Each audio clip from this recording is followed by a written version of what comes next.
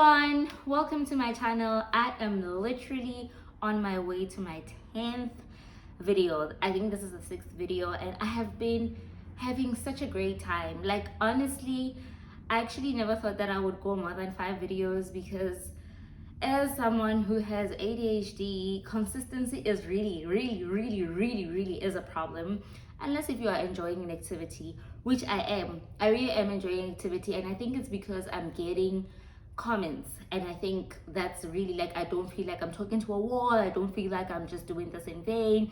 I really do feel like I'm talking to actual people with actual stories. And guys, you do not know how grateful I am of your comments. So please keep on leaving your comments, even if it's just, whatever. Just leave your comments so that I'm able to be encouraged to keep coming. And rule number 1, you don't judge my nails. I can explain. I can explain. I'm gonna get them done on Saturday. So next week's video definitely gonna look better. I'm gonna look better. Yeah, welcome to the people that are here for the very first time. As I've been saying that, hey, I'm also here like as a newbie. I'm not really new. My husband and I have had a YouTube channel, but that I could just jump at the side and do my own thing because we really never have time to sit together and shoot. Yeah, so today I am going to talk about antidepressants. So it's a little bit of a huge topic in a sense that it has so many layers to it, but if I have to choose which side which layer I'm gonna go on. So I'm mainly going to focus on me weaning off antidepressants because that's what's happened recently in my life. By recently, I mean, I don't know, 4 months ago, 5 months ago, something like that.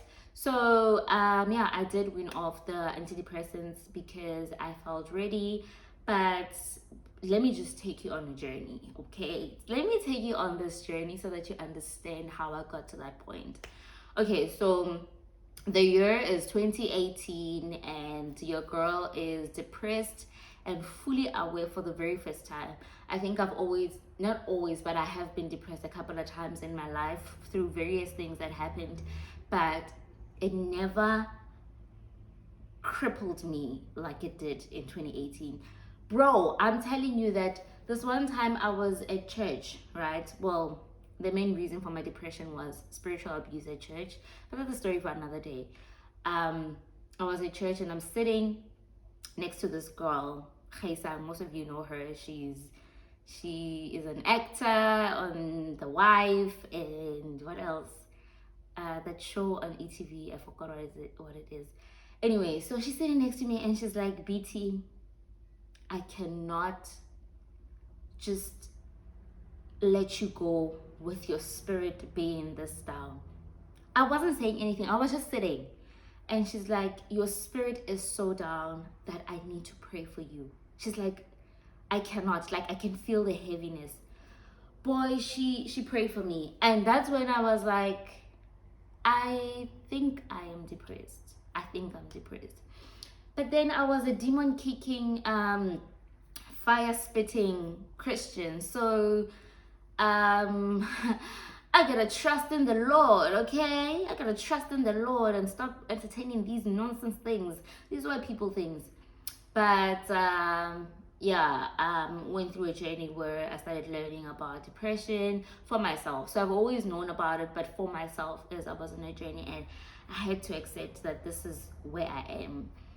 And went through the doctor. It was manifesting itself through a lot of physical illness. So as I had shared on my previous video about why I left the bank, I did mention that I was always sick physically, like always sick, like things were not coming all right, okay?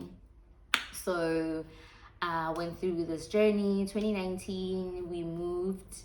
I think I got depressed late 2018, and then like that was when it was like, yo, deep, deep, deep, deep, deep. Guys, it was so deep that sometimes I would get up and go to work, and I don't know if I bathed or not. Like I get to work and I don't remember if I did bath or not. I would forget, like I was so forgetful of everything. I was just not present. It was bad. And 2019 got some sort of a breakthrough. We moved to Cape Town, and February first few days of February, the 5th of February actually, found out that I'm pregnant, and I really wasn't ready to be a mother. I really was not. Then I suffered prenatal depression. I was so depressed in my pregnancy that, you know, I was literally always thinking, if I could have a miscarriage, that would be great. If I could have a miscarriage, that would be great. That's how you know that you are in such a dark place, because I was thinking, I would rather lose this child now and suffer more because I'm already suffering than to have this child come on earth and I'm not able to take care of them because I'm suffering so much. But I believe that God had other plans, and I really kept and I pushed through, and I did have support from the people at church. When I arrived in Cape Town, there were a lot of people giving me emotional, physical, and actually financial support to be able to carry to term, and I did carry to term. But I think my depression eased around the third trimester. The first and second trimester, I was so suicidal. I was so suicidal, but I did share with one of the ladies that I was working with at the time that I'm very suicidal, and she really like kept me going. She kept me on check, you know, and I'm so grateful for that season and that time of my life. And then and then the third trimester, honestly, I started feeling better. You know, I started feeling better. I was still a little bit unsure about having a child, but I started feeling better, honestly. And I was able to welcome him nicely and warmly when he arrived on the 16th of October, and it was a huge blessing. Then my mother was around when I gave birth to, you know, like help out and everything. And a few weeks later, I think around 6 weeks, depression hit me again. This time, there was literally no reason. Like, it's not like I was not coping with the child because my mom was there, Lindana was there. Like, I cannot tell you, but it was so severe and so bad that I decided that, you know what, let me just go on antidepressants. Because if I don't, then I'm not going to be able to parent this child the way that I need to parent this child. And honestly, at that point, I was also not a good wife because I was not present. The thing about me when I have these depressive episodes is that I am so not present that it is so tangible to other people around me. You know, they can feel it that I'm not there. I'm just not there. So went through the whole conversation with a few people and decided, okay, let me just go on antidepressants. I was still breastfeeding then, so I did get I forgot what I was on then. I took that for 3 months, and then after 3 months I was like, no man, I don't need to stay on this, so I'm fine. But then 2 months later, Azzy woke up in the middle of the night, just as any child does, and literally I just wanted to take him and throw him out the window. But the feeling was so intense. Like, I don't know what stopped me. It was so intense. I literally would have done it. You know, like it was like, I really want to do this. Like, I literally held him, and and he was still little, like 5 months ish, somewhere there. So then I went through another process, and then I got into a different antidepressant this time. But then that one made me so suicidal. It was so bad. It made me very suicidal.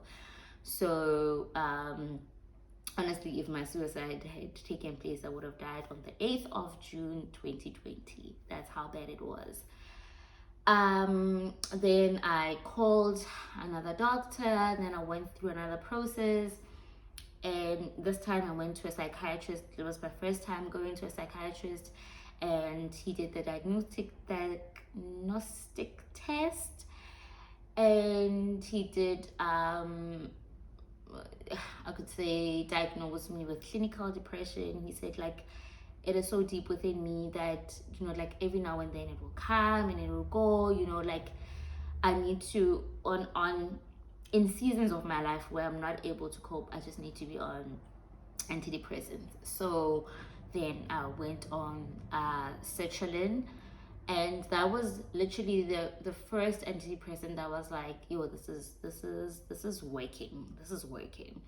So I have been on sertraline since 2019, and then late last year I felt like I'm starting to feel better.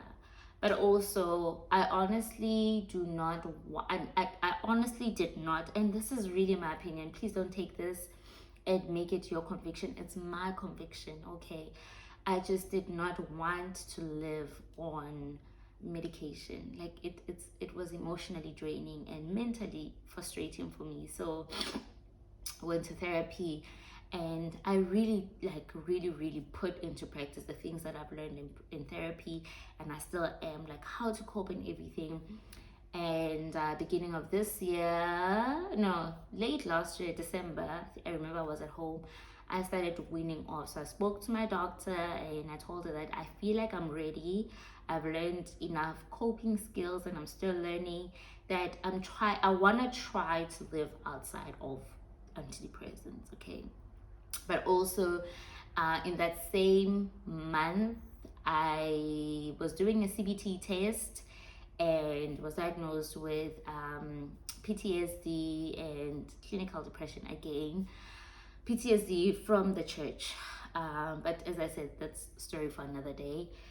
And I lost my train of thought. Okay, yes. So beginning of this year, no, December last year, I started weaning them off. I think I was on 500 grams or 250. Whatever I was on, the doctor cut it in half. So whatever medication I was taking, the dosage that I was taking half of it. And that's how I went through the whole process of like weaning it off. One big mistake that I didn't wean off a full 3 months. I did like 2 months, and the side effects hit me because I really got tired, and then I just stopped taking them. Yes, around February this year, or end of January, I don't remember. I just know that I didn't do full term, and my blood pressure was always so low. My iron was also low. I was shaking. I was running out of energy. My head was spinning. It was so bad. But she told me to just go through it, you know, and I went through it. And I think it took place for about 2 weeks, but that was the longest 2 weeks of my life. Every day my head is spinning, and I still have to go to work, and I'm hearing voices, and not like voices, but then I'm super aware of things, and my blood pressure is low, and I don't have energy and all of that. But then eventually everything got better, and in that process, when I was like going through all these after effects, she told me that there's nothing that I can take. So I did take BioPlus every now and then, just for me to be able to work. But generally, that's how I got to wean off the antidepressants. The reason was that, one, I felt like I don't want to live on this. And I will go back if I'm in a season where I'm not coping at all. If I am a danger to myself and a danger to my family, then I will go back to taking antidepressants. um